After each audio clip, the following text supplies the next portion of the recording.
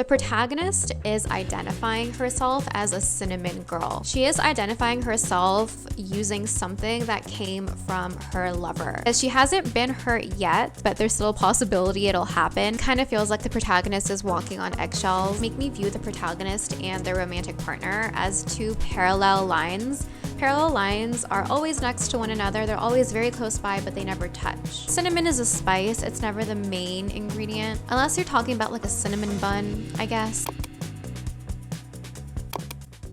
Hi everyone, welcome to this video. On my channel, I analyze song lyrics very in depth through the lens of literary analysis. Today we're going to be analyzing the song Cinnamon Girl by Lana Del Rey from her album Norman Effin' Rockwell. I will make sure to link my Lana Del Rey analysis playlist down below for you. We've done quite a few songs by Lana and there's more to come, so please make sure to subscribe if you haven't already and to like this video if you enjoy it. It helps me out a lot. And let's get into it. Here's a list of literary terms I may refer to throughout this video. And as always, everything I discuss in this video is just my own personal opinion. Music is subjective, and I would love to know what you think down below in the comments. Please excuse the fact that I'm awkwardly holding this microphone. The clip broke off, so just bear with me for the next few videos while I get a replacement clip. Let's get started. Verse 1.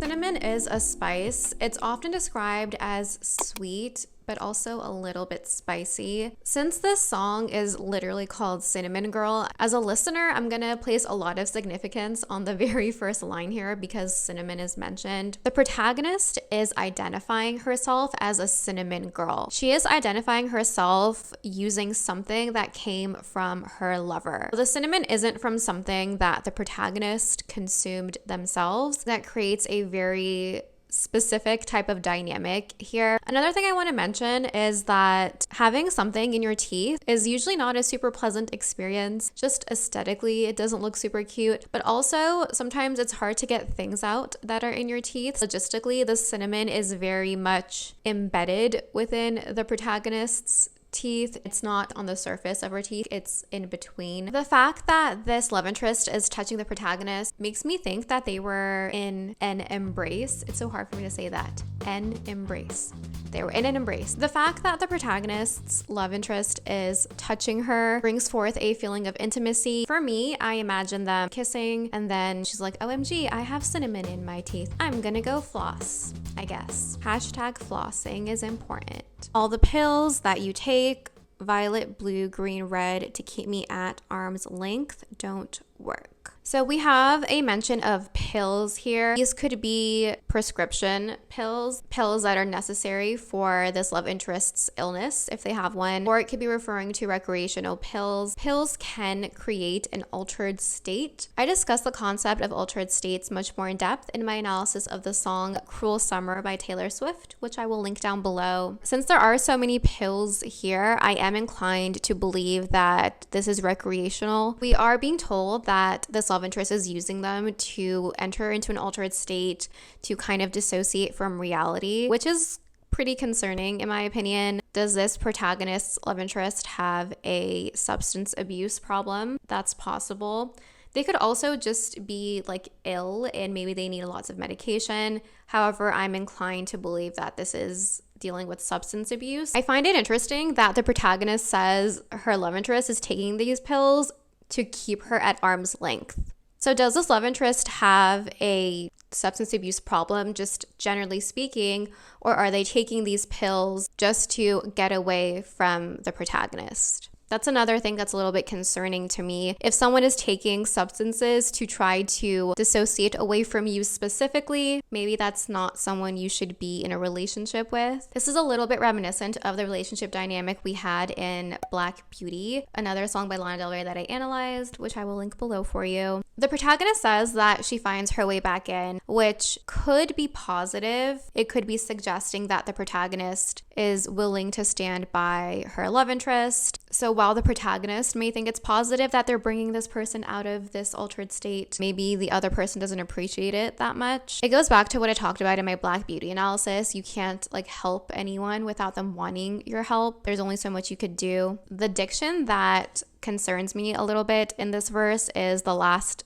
two words, I win. The words I win could also be taken in two different ways. You can view it as a positive thing, again, suggesting that the protagonist really wants to help her love interest, really is willing to fight for them, which is a positive thing. However, the word win makes me think of games. So does the protagonist view this as kind of like a game? It could go either way. It's interesting that the protagonist has awareness of what's going on. They're acknowledging that their love interest is taking pills and entering into a dissociative state. The words I win also kind of make it playful. So maybe the protagonist is trying to make light out of a very dark and heavy situation. They're trying to be a light in this relationship and they're trying to help and maybe save their love interest. I'm kind of viewing this more negatively because of the contents of the rest of the song. Later on in the song, the protagonist talks about how if her current love interest doesn't hurt her, then that'll be the first time that's happened. And to me, it feels like this song is more of an internal monologue. It's not really like a dialogue. The fact that the protagonist is able to get back in after she's pushed out, I think she's maybe thinking about it in this way as kind of like a little game, as kind of like something that she can solve, at least momentarily.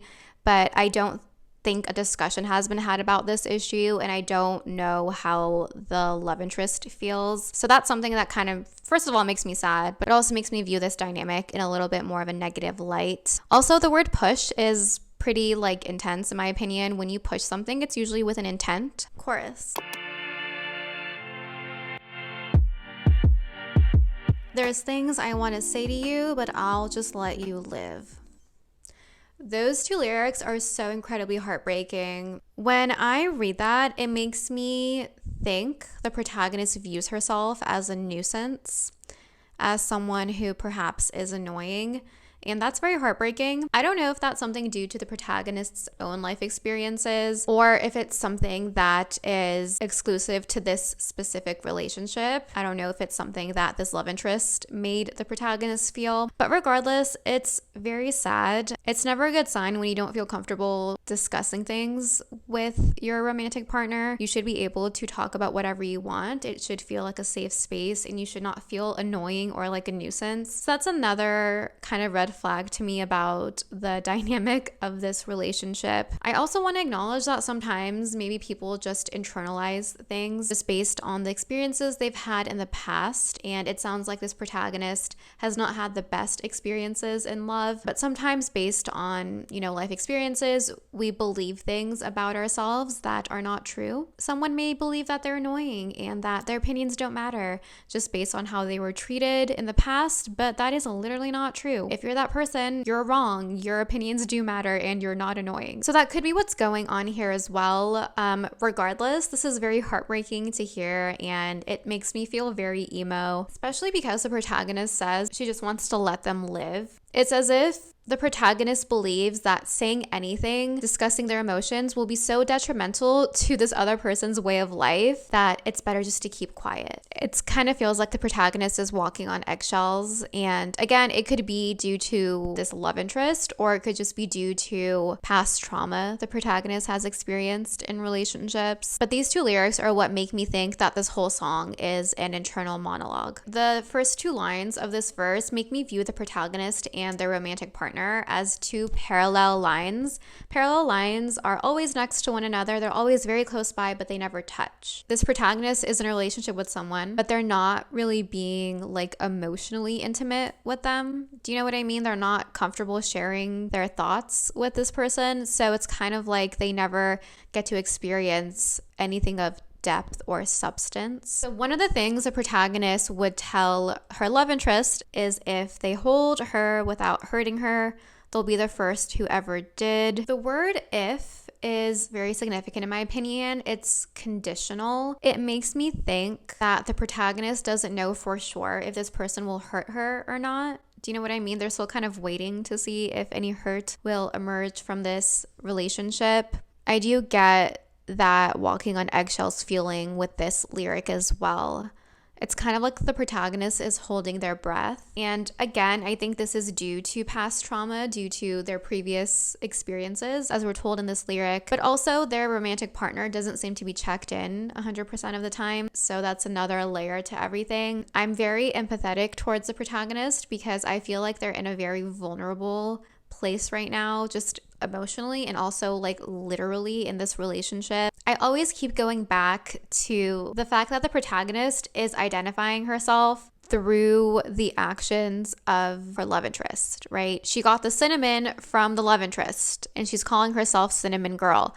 However, she is not sure yet if this person will hurt her or not. So it's kind of like she wants it to work out really badly. So she's maybe subconsciously calling herself Cinnamon Girl. She's subconsciously identifying herself using the word cinnamon, but it's also too soon to do that because she's using the word if here. So there's a little bit of just like friction between those two things for me. I just got the sense that the protagonist is very unsure and is perhaps scared and frightened. I don't think this is the healthiest dynamic. I think the protagonist needs to go to therapy and deal with the trauma from her past relationships. I'm not a therapist, I'm just like a person, but it's very difficult to be in a healthy relationship and to be able to communicate in a healthy way when you have trauma like this. And the reason I think the protagonist has trauma is because she's saying that this would be the first person that has not hurt her. That does not sound like a very pleasant dating history to me. What really messes with me is the fact that she says, if you hold me without hurting me. So it makes me think that all of her previous relationships held her but still hurt her. There was intimacy, there were kind of like tender, beautiful moments, but there was also pain. You don't want those two things to be juxtaposed next to one another in the context of a relationship. So I think that there is just unresolved issues with the protagonist, and I don't think that this relationship is the healthiest, just due to the fact that her love interest is kind of checked out. There's things I want to talk about, but it's better not to give. So the protagonist is definitely holding herself back. I want to concentrate on the diction here, the word give. What could the protagonist be giving? What could she be referring to? Maybe she's referring to giving herself away, like being too open, being too intimate in an emotional way. I would imagine she has walls up after her previous relationship experiences, and I think she's just holding herself back. So that's another layer to everything. You know what I mean? Her love interest is checked out because of their pills, but she also doesn't really want to be all in just due to her own experiences. And maybe she's picked this person to be in a relationship with because they dissociate so often, and that makes it easier. Do you know what I mean? Like, she has walls up. She's saying that right now it's better for herself not to give herself away. So if someone has walls up, maybe they would prefer a relationship where the other person doesn't really want too much from them in like an emotionally intimate way. So maybe that's why the protagonist is not leaving this relationship, but they're trying to make it work. Maybe this dissociated lover works for her in some ways. There's a lot of like psychological stuff going on here, potentially.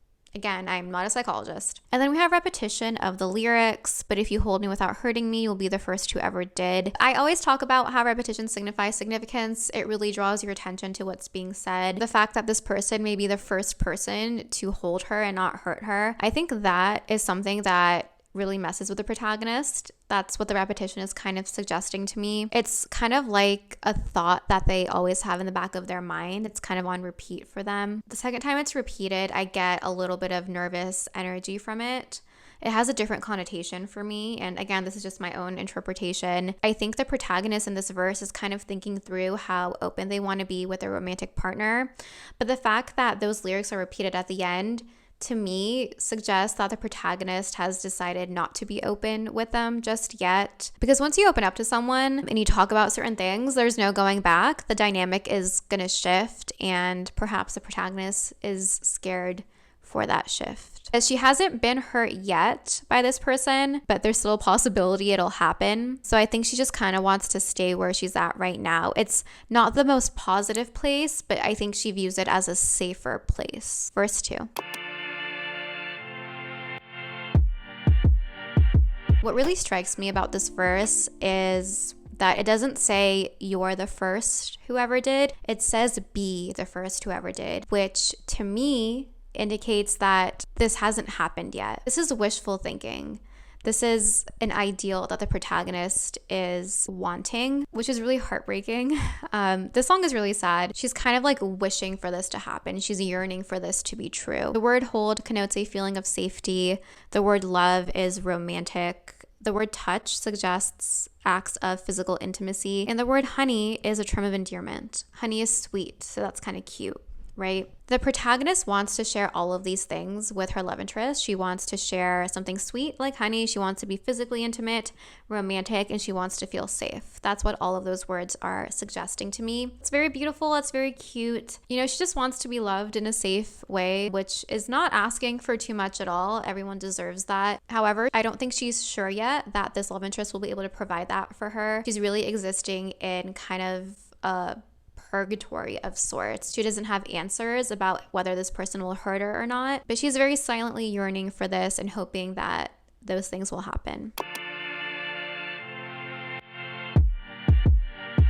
So kerosene is a type of oil. It's very flammable. There's a song by Miranda Lambert, I'm pretty sure, called Kerosene. What I find to be very, very interesting, I actually really enjoy this, is the word in, kerosene in her hands, right? So she could be holding like a bottle of kerosene, right? That could be a thing that's happening. Or it could be like within her hands, like her touch is like kerosene. It's flammable. It can burn you. We have fire imagery yet again with Lana Del Rey. We've had fire imagery in quite a few Lana Del Rey songs. Summertime Sadness had some fire imagery, and of course Wildflower Wildfire did. We also literally have fires going on in the background of the NFR album cover. I think I'm going to analyze that album cover in a video, maybe after I've gone through all of the songs, or maybe sooner than that. I don't know, because there's a lot going on that album cover, and I think it'll be really fun to try to analyze that. Oh yeah, we also had mention of fires in Blue Banisters as well. So this is a common sort of imagery, a common sort of reference present throughout Lana Del Rey's songs. Usually when I think of fire, I think of passion. Passion comes up so often when I talk about Lana Del Rey lyrics. Passion is very beautiful. However, if it gets out of hand, it can be very dangerous. It can kind of overtake the person and lead to situations that are not chill, like at all. Go watch my Summertime Sadness analysis and you will understand what I mean. The protagonist says that they're on fire again because they're mad. So maybe there's kerosene in her hands in the sense that it's coursing through her veins. So there's something flammable coursing through her veins. So if anything, any little flicker of something flammable is present, she's going to explode. Here, I think fire is referring to anger. That's a very fiery emotion. Anger can build up slowly, but if it gets to a certain point, there can be an explosion of anger. So this is a very not safe scenario. In this instance, the other person may be walking on eggshells. So there is a reversal of sorts. It's really interesting because the protagonist has been so mild-mannered throughout this whole song, but now we're seeing some fiery emotions from her. We're seeing some anger. It's kind of like the veil has been pulled back for a nanosecond. We're exploring emotions that are not so delicate with the protagonist, which is interesting. I do find this to be kind of like a juxtaposition, honestly. This verse juxtaposed with the way the protagonist is portrayed in the rest of the verses. The diction surrounding the protagonist, the way that she thinks, seems very like mild-mannered, very delicate, kind of sad, like sad girl vibes, but now I'm getting like angry girl vibes. And of course, people are multidimensional and they experience a wide array of emotions, as they should. I just find that this verse, it doesn't really lead us into the anger, it presents us with it like very directly, which makes sense because it's anger. But I do find that interesting. It kind of surprises me because this is the only indication we have of the very intense anger that the protagonist is feeling. And this anger is intense, right? The word kerosene, the word in, the diction surrounding this anger is not like super chill. Another thing I want to point out is that the last two lyrics of this verse are repetition of lyrics we had earlier in the song. It says, "In the pills that you take, violet, blue, green, red to keep me at arm's length don't work." The first time these lyrics were said, it was in a much softer context. It was sad, but it was softer. Now these lyrics are existing within a backdrop of anger, so there is a sort of progression here. It's kind of like the sadness and the yearning has turned into anger. We aren't told what the protagonist is mad about. Initially, when it said that the love interest wasn't able to keep the protagonist at arm's length, I view that in a slightly more positive way. It's kind of like the protagonist cared, they were there for them. But now it kind of seems like the protagonist is being kept at arm's length due to their anger. Like they're kind of barging in a violent way, maybe. And again, I'm saying that because of the diction, the word kerosene and in. I think this goes back to the protagonist's internal state. I don't think they're existing in a balanced state right now. All of the yearning they're doing, they're unsure about this relationship. The fact that getting to know their love interest is a challenge due to the fact that they're dissociated all the time. There's a lot going on for the protagonist, so I don't think they're in a balanced emotional state. I think that all of the verses in this song, with the exception of this verse, showcase the sweet nature of Cinnamon, and this is kind of like the spicier nature of Cinnamon. Again, the cinnamon is coming from a love interest. It's coming from their kiss, right? Did the love interest cause the protagonist to be like this, to be a mellow sort of sad, and then to become angry in a much more like volatile way? That's possible. This unbalanced emotional state could be due to the current relationship the protagonist is in, but I also think it's due to the protagonist's past experiences as well. There could have been literal cinnamon involved in that kiss, or it could be more metaphorical. Cinnamon is a spice. It's never the main ingredient, unless you're talking about like a cinnamon bun, I guess, but you know what I mean. But the protagonist is identifying her whole self with something that's a small part of a dish. That's something else to keep in mind. Then we have repetition of the chorus, verse 2, and the chorus again. So we do end the song in a much more mellow / sad way.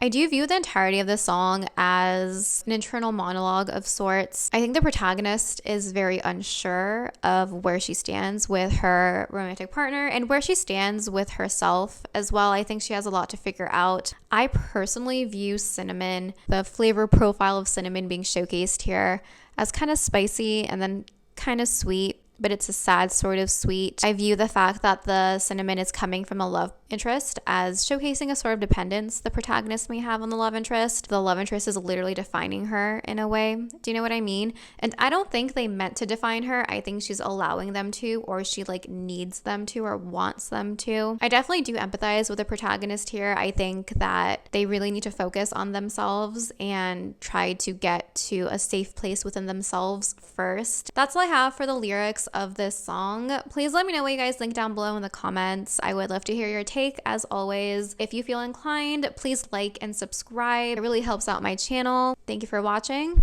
I'll see you next time. Bye.